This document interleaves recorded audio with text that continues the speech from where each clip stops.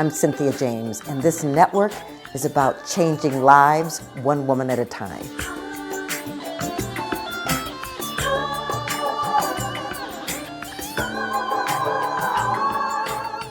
Hello and welcome to Women Awakening. I'm your host, Cynthia James. And I get so excited, giddy, in fact, that I get to introduce you to fabulous women. Women that inspire me, women that are change makers, women that are ordinary, just like you and me, who are doing extraordinary things and making a difference on this planet. And they're way showers. They're telling us they're not exceptions, that they're examples of what it looks like to be an empowered woman. So I'm so grateful that you're here. We're on all the platforms: iTunes, iHeart, Spotify, Spreaker, Amazon, and a video on YouTube. You just look for Women Awakening, Cynthia James. And you can go to my website, cynthiajames.net. There's lots of stuff there to support you. I want you to know that you're coming here every week, guaranteed that you will walk away with nuggets every single time from every single woman, because they're inspired and they're motivated. They're healers and they're teachers. So I'm grateful that you're here. I'm grateful that I get to be with you. And please share the videos, ask other women to subscribe. We've interviewed over 200 women around the world, and it's just incredible. So my guest today is someone who's new to me, Cindy Dibete.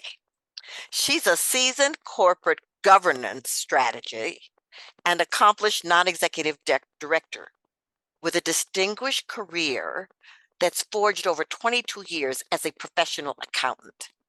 She specializes in architecting strategies that fortify organizational resilience.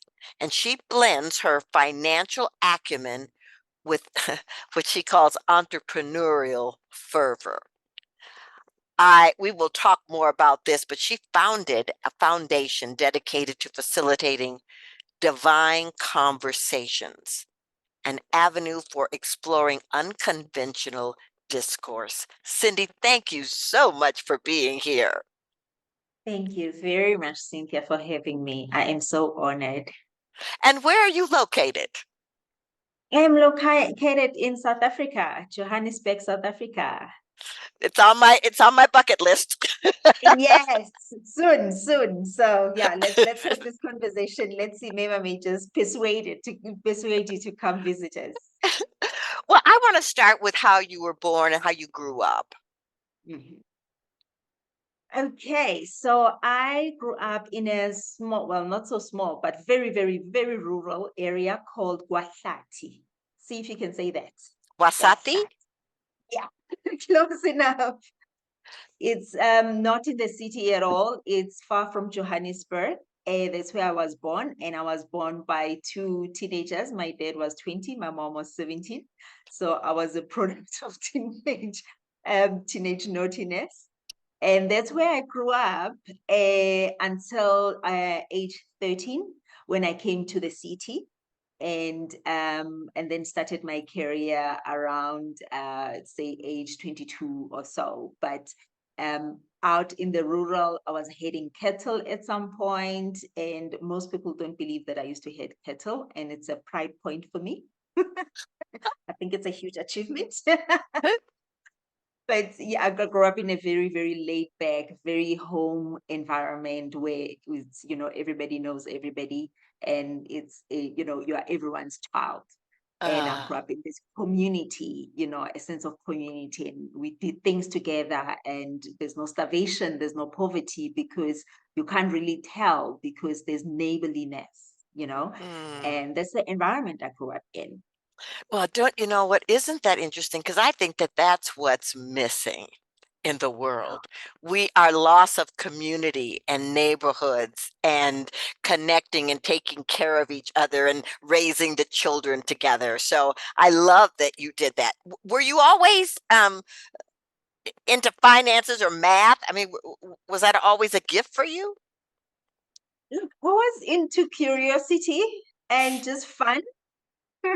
and just enjoying things. I mean, I remember, I think I must have been 10, 11 when I realized the interconnectedness in subjects. And I tried to Ah, have this conversation with somebody. And most of my friends did not really get it. And I just thought, oh, okay. So it was this little world I lived in inside of myself. Where I was like, oh, you just have to listen really, really, really closely in class. And what you learn in one subject, you can use in another. And that's how you get through it. And it was fun for me. But I learned of accounting. First time I had the word, I was 13. It was in a class, and we had a guidance teacher who was taking us for that period. And he just mentioned, and he also didn't even understand what an accountant was, but he mentioned it in passing. And I heard it for the first time, and I was like, I'm going to be one of those. And that's wow. it. The rest, as they Wow. say, is history. Okay. So tell me about the work that you do. Do you work with an organization? Do you work with different people? Tell me what you do with people. So I don't work with an organization as in corporate. So I'm Uh, not employed. The only employment I've ever had was doing articles, which was my apprenticeship. mhm. And after that, I started a firm, which was an accounting firm. And the reason that I went that route was because my passion is helping business builders make sense of the numbers. So Ah, accounting just is a byproduct of what I actually do. What I actually do is, why are you doing what you're doing? What sense does it make for you? Does it talk to your purpose and your vision and your being and your values as a person? Does it feed your soul? Why are you in the business that you are in? And then let's work together to build a business that is very, very tethered, which is not just about making the money, but making the life. Because we spend most of our work life in business and in work. So why do we need to be unhappy? So happiness is very important to me, and that's what I do. So all day long, I have these conversations with entrepreneurs, and I said, let's find people that can support your business and bolster it so that you are able to work smartly and achieve your goals quicker, in a smart and fun way. I mean, we really, really do not need to be miserable. I don't like being miserable. yes. Well, I love what you're saying. I've done a lot of work with women entrepreneurs, and the money, the accounting, the numbers is the hardest thing for many of them. It scares them, and they're afraid to go into the conversation and do the learning. So I love that you've connected that to happiness and purpose and mission. Yes, yes, yes. It actually can be fun to do business and look at the numbers. And that's where it starts, don't you find? We just like 100%. don't really want to look at the numbers and let's draw a story from the numbers and then design where we want to go, what kind of lifestyle we want to have using the numbers. So Well, yeah, it's a lot of fun. it's so important.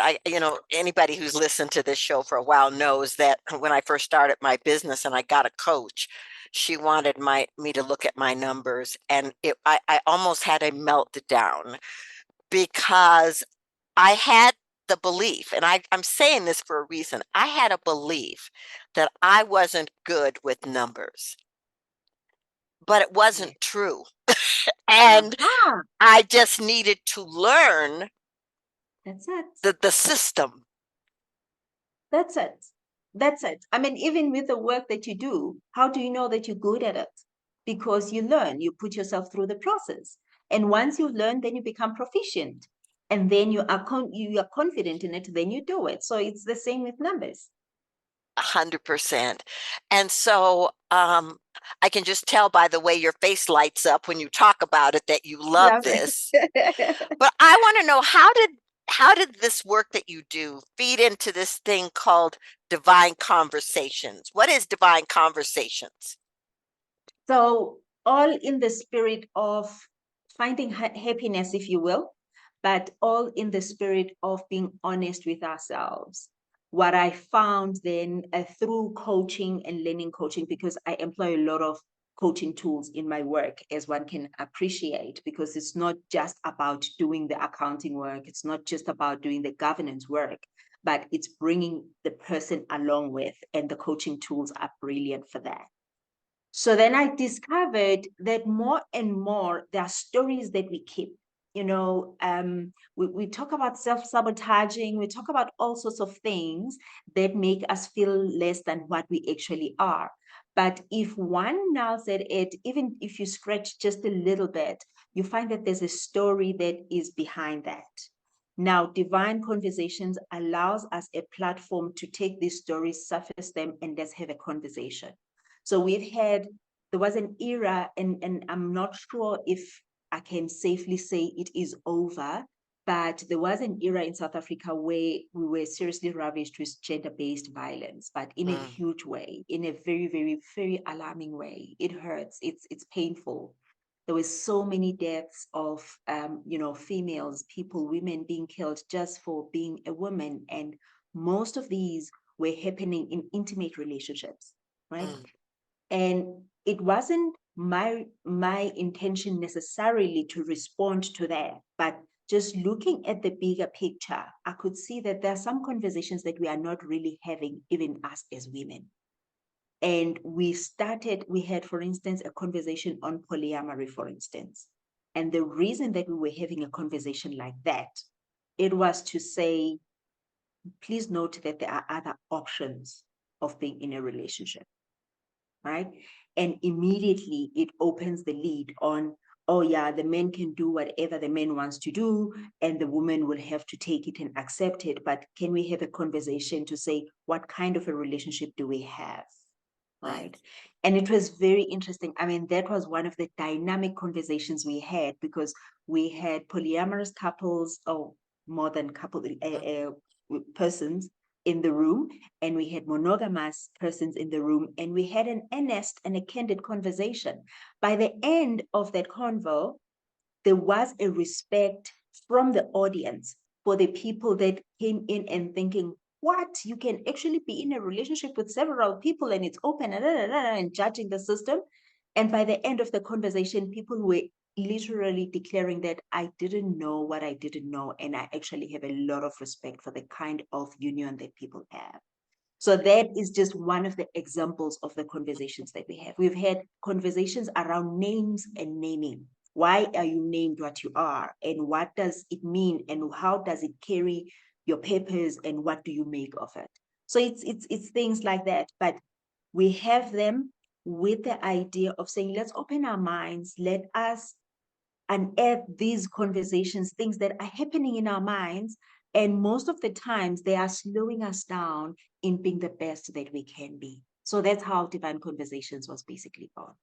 So this is a vessel, a vehicle for educating and inviting people into conversations that might not be the norm. Exactly.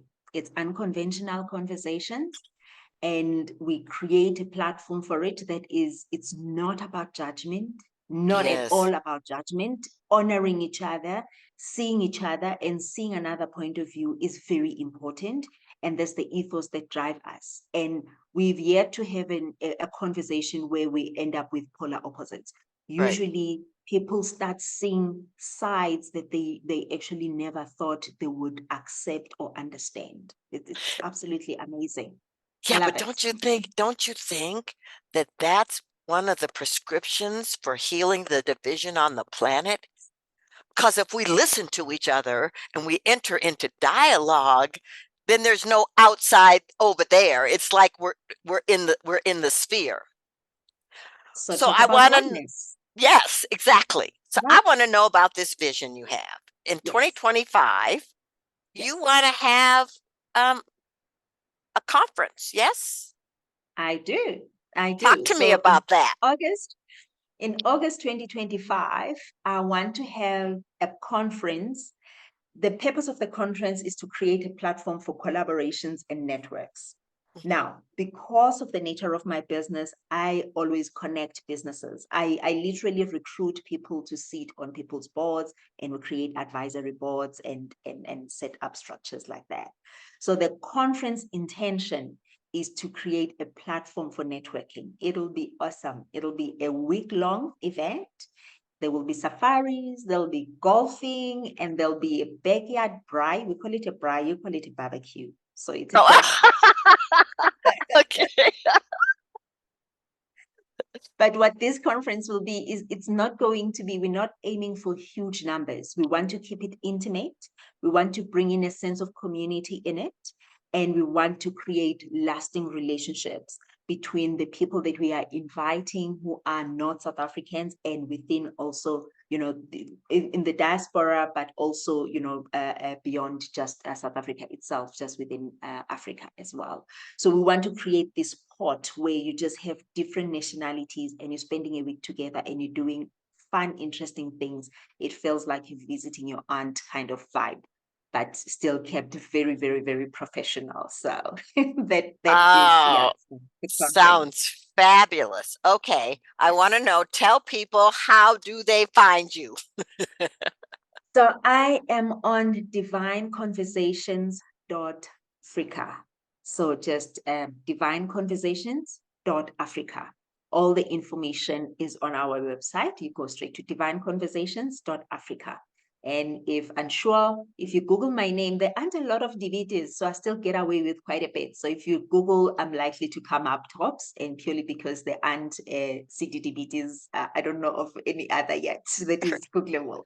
So for yes, any of you who are just listening, it's CINDY and then capital DIBETE. That's it. That's great. Well, I want to, before I ask you my last question, I want to ask you this. You're a woman in South Africa, which is South Africa has had a big history, including what you just spoke about with the women. Do you feel powerful and safe in this environment, or are you continuing and constantly re-anchoring that empowered state? I think it's more of the latter, because of, as we correctly say, yes, the history, but also the environment. I feel safe because I continuously re-anchor and put things around myself to make sure that I enjoy that safety and get that feeling of safety. It's an ongoing process. And again, as a woman, there's just a lot of lies that we've believed as women. So there's that as well, that one has to scrape through to get to the truth of what actually is. So sometimes things look more scarier than what they actually are. So it is very important for me to educate myself, get the information, and move from an informed point of view. And that helps me to anchor who I am and feel my safety. I just love that and feel so grateful to be with you. I ask the same last question of every guest. This show is called Women Awakening. What do you think is the most important thing about women awakening at this moment on the planet? I think the most important thing is really becoming closer and closer to the truth. I think as women, for the longest time, we really have believed the lie that we are less than. And that has just been at the core of most of the things that we see, which are unfortunately unpleasant, whether happening to women or through women or whichever way. So the awakening for me is really coming closer to the truth of who we actually are. And when I look at it in a larger scheme of things, I sometimes, if not more often, feel that we all kind of are victims of the same situation, because there's this central lie that we're looking at from different perspectives. So women awakening is just coming to the truth of what actually is, and when we get there, there's just so much peace there. There's the wholeness and a better life quality and experience of life as a woman, if we come to the truth of who we are, because no one is less than nobody. Yes. Well, Thank you so much. You're just such a bright light and have Thank such you. a strong center. Thank you so much for being here and bringing your wisdom. And I'm so excited to hear about 2025, divine Yeah. conversations. Yes, we will definitely be sharing more and more as it unfolds. We're going to have the divine conversations on business awakening. That's Mm, basically, the sub theme that we will have on there. I'm looking forward to it. And thank you so much for having me, Cynthia. thank Really you. appreciate it. Okay, ladies, I say the same thing to you every week in different words. You are worthy. You are powerful. You are dynamic. You are unique. You are one of a kind. Therefore, your presence on this planet at this point in time is essential. Make no mistake about it. So, whatever you have to do to anchor that truth within yourself and move away from that lie that Cindy talked about that we're less than, whatever you have to do that because the world is waiting for you. I love you and I'm Yeah. so excited to be with you, and I'll see you next time.